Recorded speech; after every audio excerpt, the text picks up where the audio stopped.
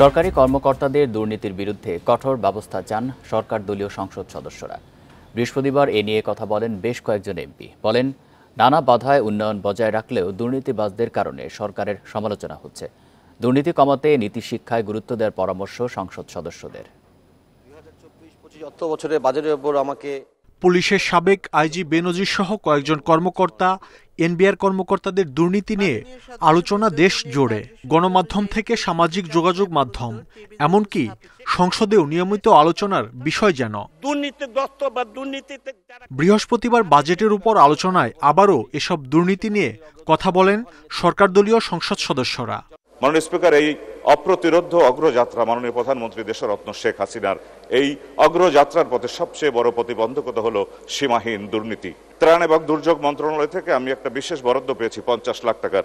সেই বরাদ্দের অনুকূলে আমি প্রকল্প জমা দিয়েছি, কিন্তু একই সময় ওই একই মন্ত্রণালয় থেকে আমার নির্বাচনী এলাকায় প্রায় 5 কোটি টাকার বিশেষ বরাদ্দ গিয়েছে। কে বা কারা এগুলো চেয়েছে বা কিভাবে দিয়েছে এগুলো কিছুই জানি না। তল্পিবিহীন জুড়ি আপনি যে কিছুই ডালেন না কেন সেটা থাকে না।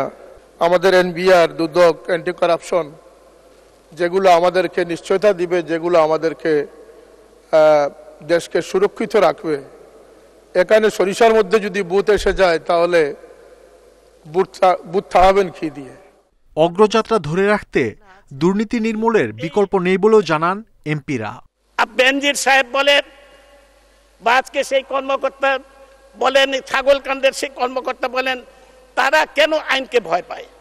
আইনকে ভয় পায় বলেই তো আমাদের ভয় হয়। নিশ্চয়ই তারা দুর্নীতিগ্রস্ত এবং তাদের বিরুদ্ধে যে অভিযোগ, সেই অভিযোগগুলো সত্য। মাননীয় প্রধানমন্ত্রী আবার সরকার গঠন করতে পারবেন এই দুর্নীতিবাজদের যদি ব্যবস্থা গ্রহণ করা হয়। এটা এখনই সময় এদের বিরুদ্ধে ব্যবস্থা গ্রহণ করা।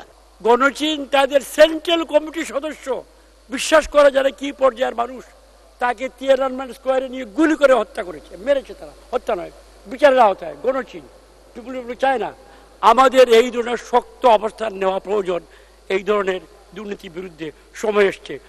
দুর্নীতির বিরুদ্ধে সবাইকে সজাগ থাকারও আহ্বান জানান সংসদ সদস্যরা।